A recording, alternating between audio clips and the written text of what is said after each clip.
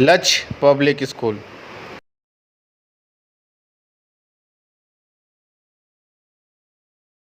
Good morning, student. Today we are going to start a new chapter of economic class 9. The chapter name is poverty as a challenge. So इस chapter में हम पढ़ने वाले हैं कि poverty जो है वो चैलेंज क्यों है। जब भी आप लोग अपने पेरेंट्स के साथ, फ्रेंड्स के साथ कहीं बाहर गए होगे, स्कूल जाते होगे या फिर कहीं भी आते जाते होगे, घूमते फिरते होगे, तो आपने बहुत बार ऐसे लोगों को देखा होगा जो लोग गरीब होते हैं।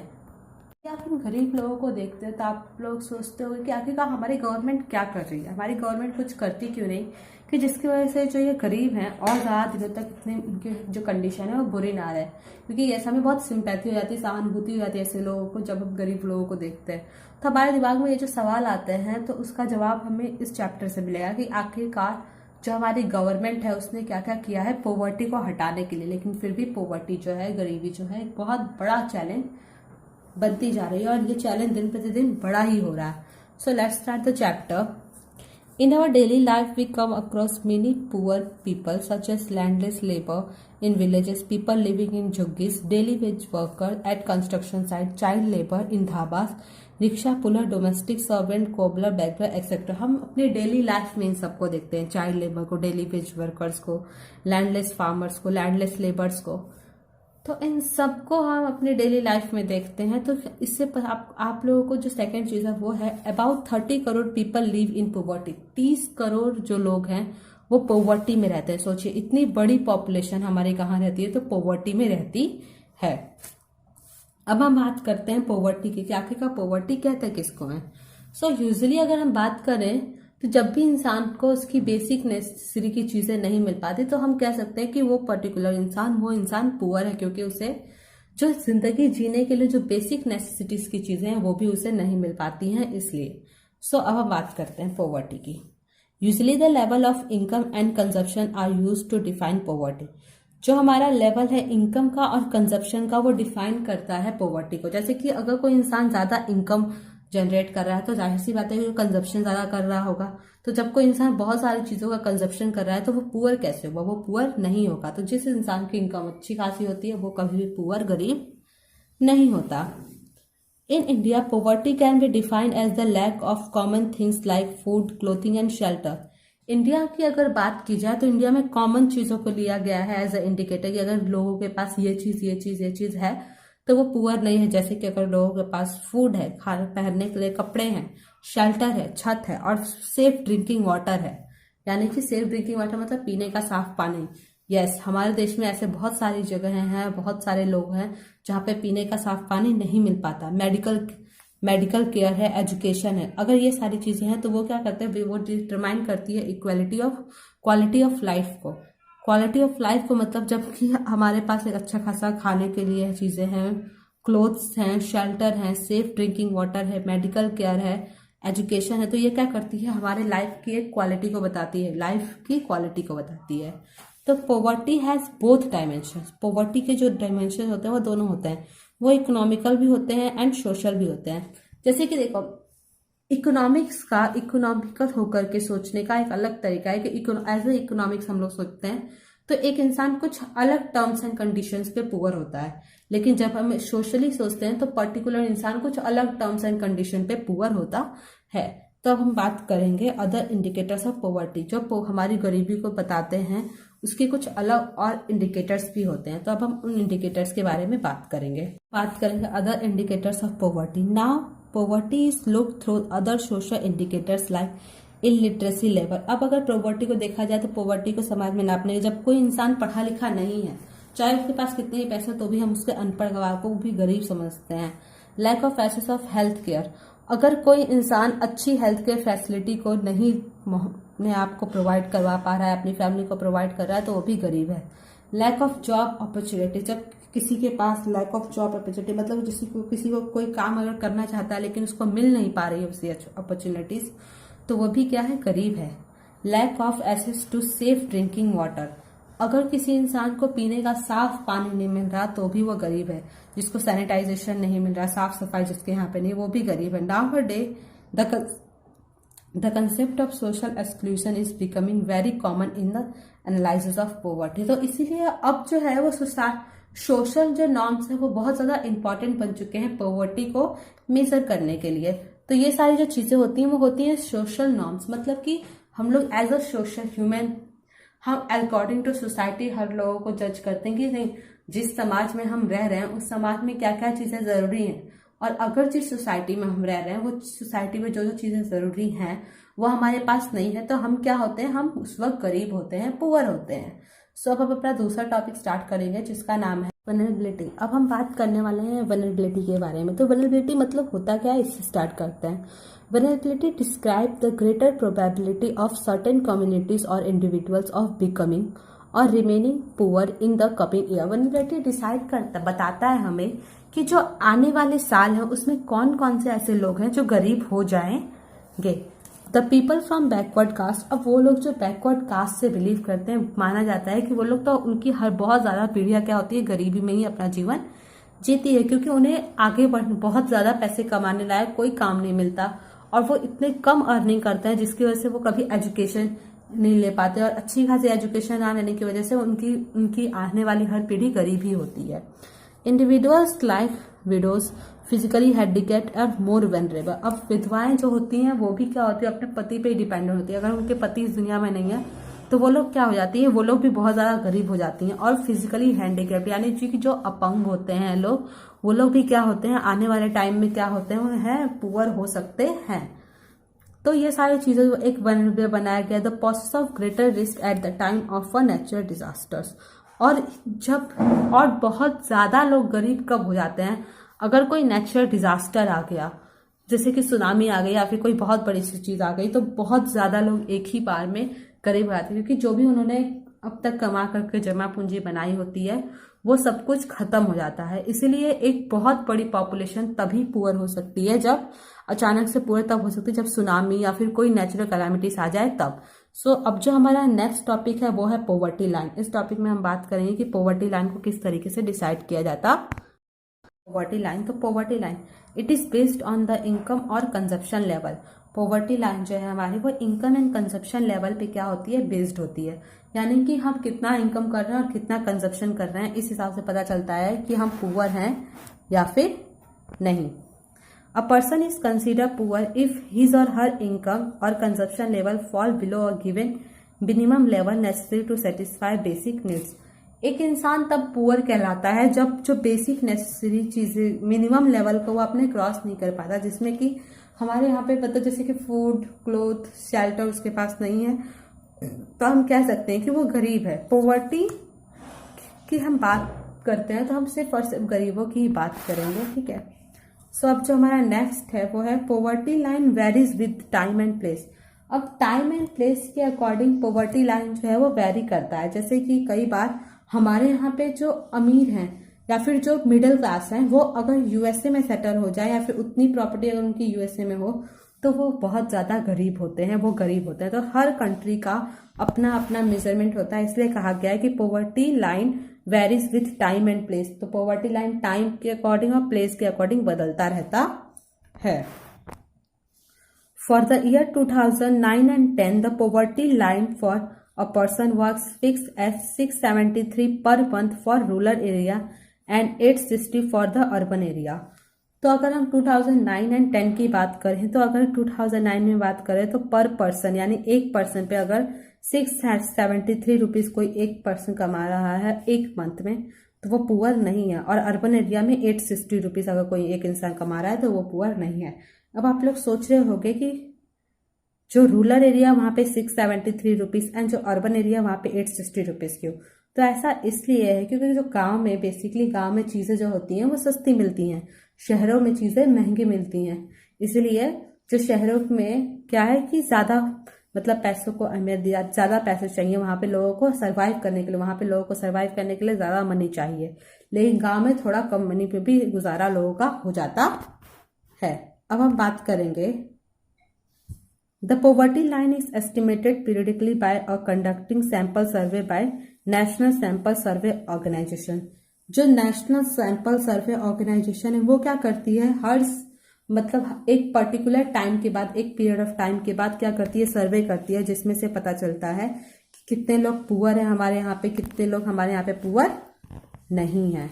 सो अब हमारा जो नेक्स्ट टॉपिक है वो है एस्टिमेशन ऑफ पॉवर्टी। अब हम लोग पढ़ने वाले हैं कि पॉवर्टी का एस्टिमेशन कैसे किया जाता है। So let's start our next topic which is incidence of poverty. The incidence of poverty in India was around 55% in 1973। अगर हम 1973 की बात करें तो उस वक्त पे 55% लोग जो थे वो हमारे टोटल पॉपुलेशन के 55% लोग गरीब थे, मतलब आधे से भी ज़्यादा, विच डिक्लाइन टू 36% इन 1993, जो कि 1993 में 36% हो गई, यानी कि एक अच्छा ग्रोथ हम लोगों ने किया। ग्रोथ मतलब कि एक अच्छी, मतलब जब हमारी पहले ज़्यादा लोग गरीब थे और अब 36, पहले 55% लोग गरीब थे और अब 36। उसके बाद अगर हम 2000 की बात करें तो अब जो है 26% लोग जो थे वो गरीब होते थे, ठीक है, पॉवर्टी लाइन में आते थे। The poverty in India is reduce percent wise but number wise it has huge. हमारी जो पॉपुलेशन है वो पॉवर्टी जो है, अगर हम पॉवर्टी की बात करें तो वो रिड्यूस हुई है एज, लेकिन वो परसेंट वाइज रिड्यूस हुई है, नंबर वाइज बढ़ी है। इसका मतलब ये होगा कि जैसे देखिए, आप लोगों ने देखा होगा कि अगर मान सपोज दैट 1 लाख लोग हैं, ठीक है, 1 लाख पीपल्स हैं, तो अगर 1 लाख लोग हैं ना, तो अगर हमारी कंट्री की टोटल पॉपुलेशन 1 लाख है, suppose that, just take example, किसी एक कंट्री की पॉपुलेशन 1 लाख है, तो 1 लाख है और वहां पे अगर 50% लोग पुअर है, इसका मतलब क्या होता है कि वहां की 50,000 जो पॉपुलेशन के लोग, 50,000 जो लोग हैं वो पुअर है, ये इसका मतलब हुआ। लेकिन सपोज दैट कुछ दिनों बाद जो है वो 1 लाख की पॉपुलेशन बढ़ करके 2 लाख हो जाती है, और उस टाइम पे क्या होगा, अब क्या होगा, 50% अब होगा 1 लाख, अब 50% क्या होगा, 1 लाख, यानी कि अब जो है अभी भी उतने ही 50% ही लोग पुअर है, तो 1 लाख लोग पुअर हो जाएंगे। तो उसी तरीके से हमारी कंट्री में क्या हुआ है, हर साल पॉपुलेशन बढ़ती जा रही है। 1921 के बाद लगातार हमारी पॉपुलेशन हर साल बढ़ती जा रही है, तो इसकी वजह से क्या हो रहा है, जो नंबर है पुअर्स का वो भी बढ़ता जा रहा है, ठीक है। Social group which are most vulnerable to poverty are schedule caste and schedule tribe. अब वो सोशल ग्रुप जो कि बहुत ज्यादा मतलब पॉवर्टी के चंगुल में फंसे रहते हैं वो है SC और ST। ये जो 2 सोशल ग्रुप हैं ये बहुत ज्यादा पॉवर्टी, इस कास्ट के लोग या फिर इस ट्राइब के लोग बहुत ज्यादा पॉवर्टी को फेस करते हैं। अब जो हमारा नेक्स्ट टॉपिक है वो है inequality of income with in a family. तो यस, ये भी आप लोगों ने देखा होगा, इसका मतलब हुआ है कि inequality of income with in family, की फैमिली में क्या होता है ना, कई बार कितनी फैमिलीज होती हैं वो गरीब इसलिए भी हो जाती हैं क्योंकि कई फैमिलीज के रूल होते हैं कि नहीं, हमारे यहाँ पे बच्चे काम नहीं करेंगे, औरतें काम नहीं करेंगी, हेड ऑफ द फैमिली सिर्फ काम करता है। इस वजह से भी लोग क्या होते हैं, अगर उस हेड ऑफ द फैमिली को कई बार कोई बीमारी हो जाती है या फिर कुछ हो जाता है, एक्सीडेंट हो जाता है या फिर कोई भी ऐसी चीज हो जाती है, तो पूरी की पूरी फैमिली को एक ही बार में सर्वाइव करना पड़ता है, वो लोग पूरी तरीके से गरीब हो जाते हैं। और उसके बाद जो हमारा नेक्स्ट टॉपिक है वो है इंटर स्टेट डिस्पर्टीज। डिस्पर्टीज की बात करें तो हमें ये इस पर्टिकुलर टॉपिक पे हमें ये पढ़ना होता है कि हमारे जो कंट्री है उसमें बहुत सारे स्टेट्स हैं, तो हर स्टेट में जो नंबर ऑफ पुअर पीपल है वो सेम नहीं है, मतलब कि स्टेट वाइज भी लोग पुअर है। The proportion of a poor people is not same in every state. In 20 state and union territory the poverty ratio is less than the national average. जो 20 स्टेट्स, हमारे country के 20 states में और union territories में जो है वहां पे एवरेज से कम लोग गरीब हैं। Orissa and Bihar are the poorest state of India with poverty. Orissa और बिहार जो है उसमें सबसे ज्यादा लोग गरीब हैं। रेशियोज ऑफ 47% एंड 43% रिस्पेक्टिवली, यहाँ पे 47 और 43% लोग गरीब हैं। Lowest incidence of poverty is found in Jammu Kashmir with poverty ratio is just 3.5%। Jammu Kashmir में 3.5% लोग गरीब है, तो सबसे ज्यादा वहां पे कम जम्मू कश्मीर की क्या कहा गया है, गरीबी को पाया गया है, ठीक है। अब जो हमारा नेक्स्ट टॉपिक है वो है काउजेस ऑफ पॉवर्टी, यानी कि पॉवर्टी यानी कि जो गरीबी थी उसके आखिरकार रीजंस क्या क्या थे। तो there are a number of causes of widespread poverty in India. तो बहुत सारे काउजेस थे, एक तो ऐसा कोई कारण नहीं था, बहुत सारे कारण थे जिसकी वजह से क्या है हमारे यहाँ पे गरीबी इतनी ज्यादा फैली हुई है।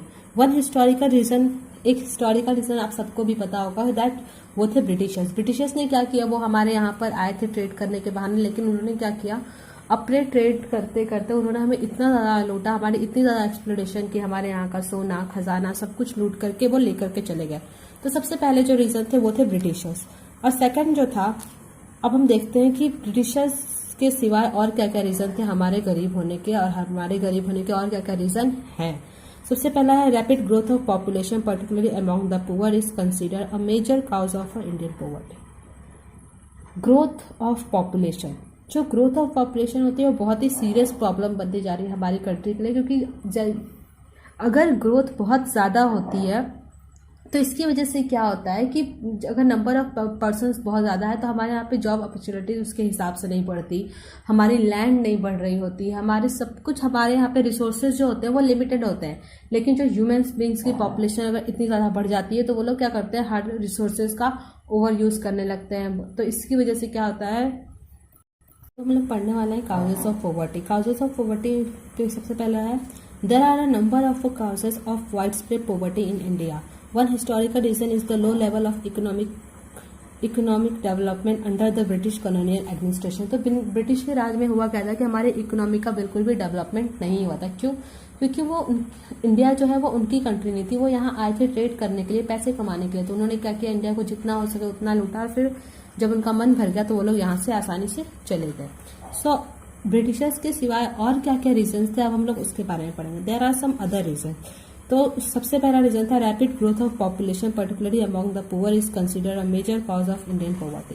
तो बहुत ज़्यादा जो ग्रोथ हो रही है इसकी वजह से क्या हो रहा है ना, रैपिड ग्रोथ ऑफ पॉपुलेशन भी क्या है, हमारा एक रीज़न है इतने ज़्यादा पुअर्स के होने के लिए। क्योंकि अगर हम बात करें जो अच्छे खासे जो हाई लेवल की फैमिली होती हैं, जो हायर लेवल की फैमिली होती है, हाई क्लास सोसाइटी होती है, तो जो हाई क्लास सोसाइटी होती है वहाँ पे पेरेंट्स की या फिर वहाँ पे लोगों की थिंकिंग ये होती है that more childrens means more responsibilities. ज़्यादा बच्चे होंगे तो ज़्यादा रिस्पॉन्सिबिलिटीज़ होगी। लेकिन जो फैमिली पुअर्स फैमिली होती है यूजुअली वो क्या सोचते हैं that more childrens means more labours, यानी कि ज़्यादा बच्चे होंगे तो हमें ज़्यादा क्या मिलेंगे, लेबर्स मिलेंगे, जिसकी वजह से हमारी अर्निंग बढ़ पाएगी। लेकिन वो ये नहीं सोचते कि अगर उनके पास एक चाइल्ड रहेगा तो वो लोग उस पर ज़्यादा स्पेंड कर पाएंगे, ज़्यादा खर्च कर पाएंगे। ये सारी बातें उनके दिमाग में नहीं होती। तो ओवर पॉपुलेशन इसलिए बहुत बड़ी प्रॉब्लम बनते जा रहा है। क्योंकि आप खुद सोचिए कि हमारे यहाँ के लैंड नहीं बढ़ रहे हैं, हमारी रिसोर्सेज नहीं बढ़ रही है तो क्या, रिसोर्सेज को कंज्यूम करने वाला, लैंड से जो क्रॉप निकलती है, जो क्रॉप्स मिलते हैं, जो भी चीज़ें निकलती हैं उसको कंज्यूम करना। तो जब अगर कंज्यूमर बहुत सारे हो जाएंगे और प्रोड्यूसर अगर कम होंगे तो आप सभी को पता है कि क्या होगा, वो हम सरवाइव नहीं कर पाएंगे। क्योंकि नंबर ऑफ प्रोड्यूसर अगर बहुत कम होंगे और कंज्यूमर्स बहुत ज़्यादा हो जाएंगे, क्योंकि ह्यूमन बींग्स क्या है, एक कंज्यूमर्स है। तो अगर कंज्यूमर इतने ज़्यादा बढ़ जाएंगे तो उससे क्या होगा, जो चीज़ें जो प्रोडक्शन की एक्टिविटीज है उस पर बहुत ज़्यादा इफेक्ट आएगा। तो ये एक रैपिड ग्रोथ ऑफ पॉपुलेशन, मतलब ग्रोथ जो पॉपुलेशन की हो रही है, ये बहुत बड़ा रीज़न है हमारे पुअर होने के पीछे, हमारे गरीब होने के पीछे। दूसरा जो पॉइंट है वो है अवर एग्रीकल्चर सेक्टर हैज़ फेल्ड। अब हमारी एग्रीकल्चर सेक्टर फेल क्यों है? एक तो 70% लोग हमारे टोटल पॉपुलेशन की उस पर लगे हुए हैं, और जो हमारी लैंड है, पॉपुलेशन बढ़ रही है दिन प्रतिदिन, लेकिन लैंड तो नहीं बढ़ रही ना। तो हमारी एग्रीकल्चर इतने सारे लोगों को क्या करने में, एम्प्लॉयमेंट प्रोवाइड करने में फेल हो जा रही है। To generate much employment opportunities for the farm labours, similarly our industry could not provide much job for the job seekers. जो हमारी इंडस्ट्रीज है वो इतने सारे लोगों को जॉब नहीं दे सकती, और जो हमारी लैंड है वो भी अब इतने सारे लोगों को जॉब नहीं दे सकती। तो इसीलिए हम कहते हैं कि अवर एग्रीकल्चर सेक्टर हैज फेल, हमारी एग्रीकल्चर सेक्टर फेल होती जा रही है जॉब अपॉर्चुनिटीज को प्रोवाइड कराने में उन लोगों को जो जॉब सीकर हैं उनके लिए। और थर्ड है, one of the major cause of poverty is the unequal distribution of land. Yes, unequal distribution of land. जैसे कि जब हम लोगों ने पालमपुर की स्टोरी पढ़ी थी तो उसमें जो हायर लेवल की फैमिलीज थी उनके पास क्या था, बड़े बड़े लैंड थे। लेकिन जो मिडिल क्लास फैमिलीज थी और जो SC सिटी थे के लोग थे, उन SC ST के लोग थे, उनके पास क्या था, बहुत छोटा सा लैंड था। तो yes, unequal distribution of land भी बहुत बड़ा रीजन है। क्योंकि यस, अगर हम दुनिया के टॉप 10 लोगों की बात करें तो उसमें इंडिया के 3-4 लोग आते हैं, लेकिन सोचो कि फिर भी इंडिया को क्या एक गरीब देश समझा जाता है। तो ये बातें बहुत ध्यान देने वाली हैं कि हमारे यहाँ का ज़्यादा पैसा हम पैसा तो बहुत जनरेट करते हैं, लेकिन वो ज़्यादा किसके पास है, तो वो ज़्यादा rich class high class families के पास होता है। And other resource, various land reform measures introduced after the independence could not improve the life of millions of rural people because of their poor implementation। देखो, बहुत सारे rules and regulations बने हमारे country में, बहुत सारे रूल्स एंड रेगुलेशंस बने, लेकिन उनको फॉलो करने वाला नहीं है, या फिर यूँ कहे तो उनको कोई फॉलो कराने वाला नहीं है। जैसे कि अगर कोई लिख देता है बोर्ड पे या फिर कि यहाँ पे थूकना मना है, तो क्या करते हैं लोग, कुछ 2-3 दिन जब तक पुलिस वहां पे होती है या फिर जब तक वहां पे लोग ध्यान देने वाले होते हैं तब तक लोग ध्यान देते हैं और नहीं थूकते इधर उधर। लेकिन जैसे ही पुलिस वहां से हट गई और लोगों ने ध्यान नहीं दिया तो लोग क्या करते हैं, अपना वही काम स्टार्ट करते हैं। क्यों? क्योंकि हमारे यहाँ पे लोग एजुकेटेड होने, जो लोग अनएजुकेटेड है उनकी तो बात ही नहीं करना, एजुकेटेड लोग भी कई बार ये गलतियां करते हैं, वो भी रूल्स एंड रेगुलेशंस को तोड़ देते हैं। कहीं ना कहीं हमारे मन में ये बात होती है कि नहीं, कुछ होने वाला तो नहीं है। तो हमारे यहाँ पे रूल्स तो बहुत बनते हैं लेकिन उनकी इम्प्लीमेंटेशन बिल्कुल भी ढंग से नहीं होती। और जब तक रूल्स ऐसी चीज़ है जिसे बनाने से कुछ नहीं होता, जब तक हम रूल्स के इम्प्लीमेंटेशन ना करें तब तक उसका कोई यूज़ नहीं होता। जैसे कि सपोज दैट अगर आपने कुछ नोट्स बनाए हैं, कुछ बुक्स में सवाल बनाए हैं और उसे आपने पढ़ा नहीं है, कुछ भी पढ़ा नहीं है, तो आपके वो जो बुक्स में नोट्स बनाए हुए हैं आपके, वो किसी भी आपके लिए यूजफुल नहीं है, वो किसी काम के नहीं है। वैसे ही रूल्स चाहे हम कितने भी बना करके कितनी भी किताबें छाप दें कि हमारे कंट्री में ये रूल है, वो रूल है, ये रूल है, लेकिन अगर हम उसका इम्प्लीमेंटेशन ना कराएं तो उस रूल्स का कोई भी फायदा नहीं है, उन रूल्स एंड रेगुलेशंस का कोई भी फायदा नहीं है। तो इम्प्लीमेंटेशन जो है वो बहुत ज़रूरी चीज़ है। उसके बाद है सोशल फैक्टर। सोशल फैक्टर मतलब कई बार गरीब लोग क्या करते हैं कि गरीब लोग अपने आप को अमीर दिखाने के लिए बहुत सारे फालतू के खर्च कर देते हैं। जैसे कि हमारे यहाँ पे जब लड़कियों की शादियाँ होती हैं या फिर फैमिली में कोई सेलिब्रेशन होता है तो हम बहुत ज़्यादा खर्च कर देते हैं, अपनी औकात से बाहर जाकर के खर्च कर देते हैं। People in India including very poor spend a lot of money on a social occasion like marriage, festival, etc. तो जो हमारे यहाँ पे गरीब लोग भी होते हैं ना, वो भी शादियों में, किसी फेस्टिवल में बहुत ज़्यादा पैसे खर्च कर देते हैं।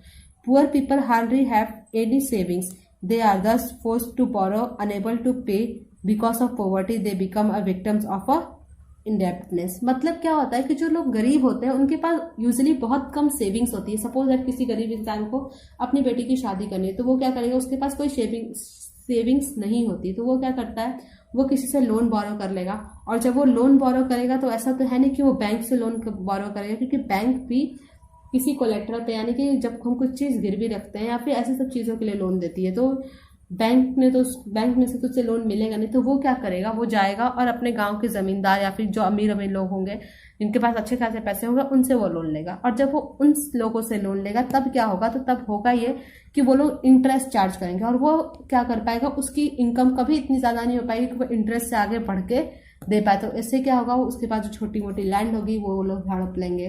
तो ये सारी चीज़ें होती है। तो वही होता है कि इंडेप्टनेस मतलब कि एक ऐसे जाल में फंस जाता है जहां से वो निकल नहीं पाता।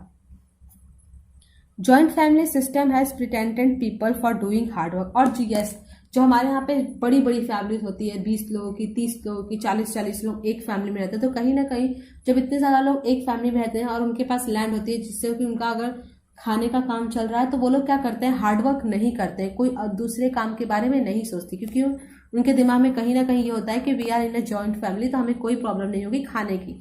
तो कहीं ना कहीं जॉइंट फैमिली को भी हम इसका एक रीज़न समझ सकते हैं। लेकिन यस, हम सारी जॉइंट फैमिली की बात नहीं करें। कई बार जॉइंट फैमिली ऐसी भी होती है जहाँ पे हर पर्टिकुलर इंसान कुछ ना कुछ कर रहा होता है, लेकिन हम उन जॉइंट फैमिली की बात कर रहे हैं जहाँ पे बहुत सारे लोग हैं, यंगस्टर हैं, लेकिन और वो कुछ कर सकते हैं लेकिन फिर भी वो कुछ नहीं कर रहे क्योंकि वो लोग बहुत ज़्यादा ही क्या है, मतलब अपनी जो भी वो लोग अपने 2 वक्त के खाने से ही संतुष्ट हैं, उनको और उससे ज़्यादा नहीं चाहिए।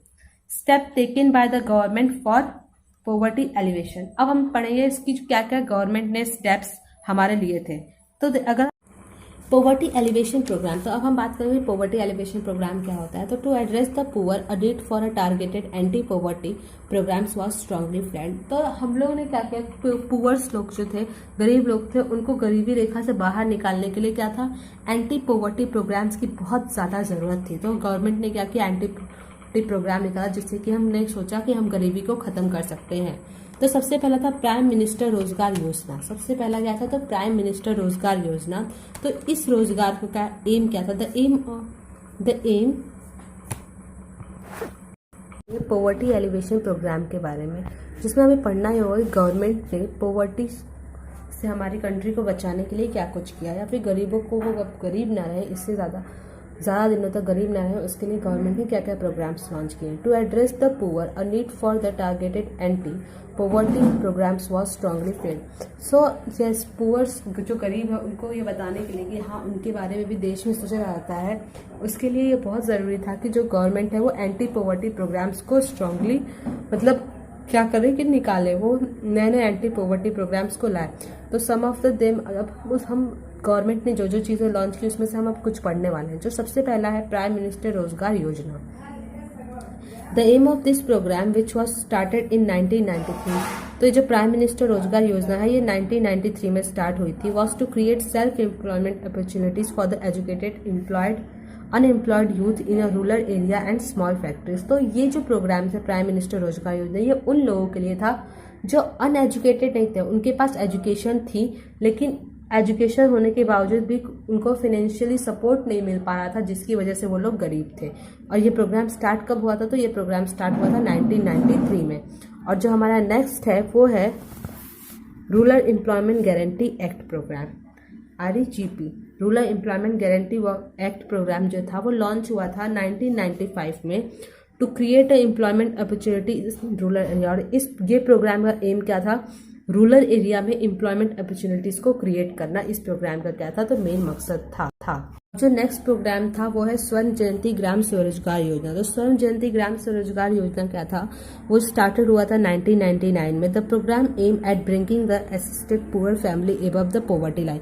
तो इसका ये एम था कि जो ये फैमिली, ये जो प्रोग्राम था वो चाहता था कि इसका एम ये था कि जो फैमिली जो अंडर पॉवर्टी लाइन में है उसको पॉवर्टी लाइन से ऊपर लेकर के आना इसका एम था। अब उसके लिए चाहे कुछ भी करना पड़े। और जो प्रधानमंत्री ग्रामोदय योजना था, ये प्रधानमंत्री ग्रामोदय योजना एंड प्राइम मिनिस्टर रोजगार योजना दोनों के फंक्शन सेम ही है। तो ये लॉन्च हुआ था 2000 में। प्रधानमंत्री ग्रामोदय योजना जो है वो 2000 पे लॉन्च हुआ था और ये प्राइम मिनिस्टर रोजगार योजना जो है वो था 1993 में लॉन्च हुआ था। ठीक है, तो ये दोनों के फंक्शन अगर आप पढ़ोगे तो सेम ही है। वो है अंत्योदय अन्न योजना। तो ये क्या था? For the poorest of the poor and elders. ये क्या था कि वो बूढ़े लोगों के लिए था जो कि 60 एबव है, और उन लोगों के लिए था जो गरीबों में भी गरीब थे, यानी कि महागरीब थे, बहुत ज़्यादा दलित थे, जो कि जिनकी पीढ़ियाँ दर पीढ़ियाँ ही गरीब पे गरीब होते जा रहे थे, वो गरीबी बढ़ते जा रही थी उनकी। अब national food for work programme, तो ये था, वो लॉन्च किया गया था 2004 में। और इसका ये था एम ये था कि वो सबको खाना प्रोवाइड कर पाए, कम से कम जो गरीब है वो भूख की वजह से ना मरे। इस प्रोग्राम का एम था कि वहाँ पे सभी लोगों को, जो लोग हमारी कंट्री में गरीब हैं उनको खाना प्रोवाइड किया जा सके अच्छे खासे रेट पे। National rural employment guarantee act यानी कि नरेगा, जिसको MG नरेगा, मनरेगा बहुत सारे लोग कहते हैं। तो Mahatma Gandhi national rural employment guarantee act, national rural employment guarantee act. तो इस प्रोग्राम का मकसद ये होता है, ये 2000 सितंबर में 2005 में लॉन्च हुआ था। और इसका एम ये होता है कि जितने भी लोग अनएम्प्लॉयड है उनको 100 डेज का वर्क मिल पाए गाँव में। क्या मिल पाए? उनको 100 दिनों के लिए काम मिल पाए, जिसकी वजह से क्या होगा कि अगर लोगों को 100 डेज के लिए काम रहेगा तो उनके पास 100 डेज के लिए एश्योरिटी रहेगी। और कहीं ना कहीं 100 डेज की इनकम से वो इतना तो थोड़ा बहुत अर्न कर लेंगे कि वो थोड़े अपने एटलीस्ट भूखे मरने की नौबत ना आए। तो the act provide 100 day assured employment every year to rural household in 200 district. ये क्या करता है? हर साल मतलब एम्प्लॉयमेंट प्रोवाइड कराता है 200 डिस्ट्रिक्ट्स में। अब हम बात करेंगे द चैलेंजेस अहेड। तो यस, अभी भी चैलेंजेस बहुत सारे हैं, क्योंकि प्रोग्राम्स, इतने सारे प्रोग्राम्स तो गवर्नमेंट ने बना दिया है लेकिन उनकी इम्प्लीमेंटेशन बहुत अच्छे से नहीं हो रही है। और हमारे यहाँ पे घूसखोरी के बारे में तो आप सबको पता ही होगा। लाइक छोटे से छोटा वर्कर से लेकर के बड़े से बड़ा मिनिस्टर, सभी लोग क्या है इन्वॉल्व है इसमें, तो मतलब करप्शन में इन्वॉल्व है। तो अभी देखते हैं कि हमारे पास चैलेंजेस क्या क्या हैं। Through poverty has decline in India, poverty reduction remain India's most complaining channel. तो पॉवर्टी जो है वो डिक्लाइन तो हुई है लेकिन फिर भी ये बहुत बड़ी प्रॉब्लम है हमारे कंट्री की। We will have to do something special to fight against the regional disparities, we must have a broader and definition. मतलब कि बहुत सारे काम करने बचे हुए हैं, हमें बहुत ज़्यादा सीरियस होना चाहिए। हमें सोचना होगा कि हमें हमेशा एक बात ध्यान में रखनी चाहिए कि अगर हमारे यहाँ पे सभी लोग सेल्फ सफिशिएंट हो जाएंगे, अपने लिए इनकम खुद जनरेट करने के लायक हो जाएंगे, अपने लिए खुद से वो कुछ ऐसा काम कर पाएंगे जिसकी लोगों को ज़रूरत भी, और जब वो काम करें तो लोग उसे पसंद भी करें और उसके लिए उसको पे भी करें।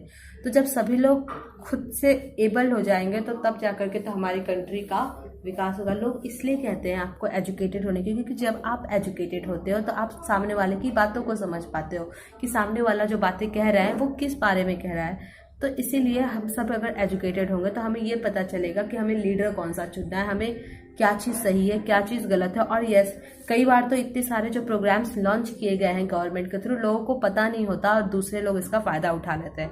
तो यस, जब तक लोगों में एजुकेशन नहीं आती है, लोग एजुकेटेड नहीं होते, तब तक ये सारे प्रोग्राम्स और ये सारी चीज़ों का कोई भी फ़ायदा नहीं है। अगर हम फॉरेन कंट्रीज़ की बात करें तो वहाँ पे बहुत ज़्यादा लोग एजुकेटेड होते हैं और उस एजुकेशन की वजह से उन्हें अपने राइट्स के बारे में बहुत अच्छे से पता होता है। उन्हें अपनी राइट्स के बारे में नहीं, उन्हें अपनी ड्यूटीज़ के बारे में भी पता होता है।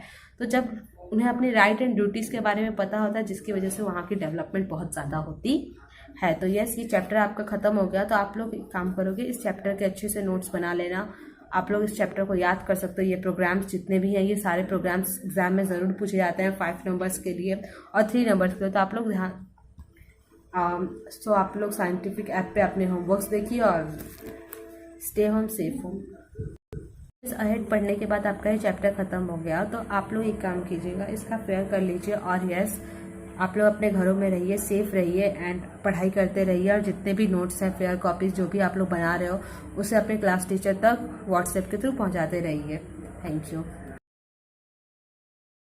Like, share and comments. Please subscribe to this channel and also press the bell icon for further notification. Thank you.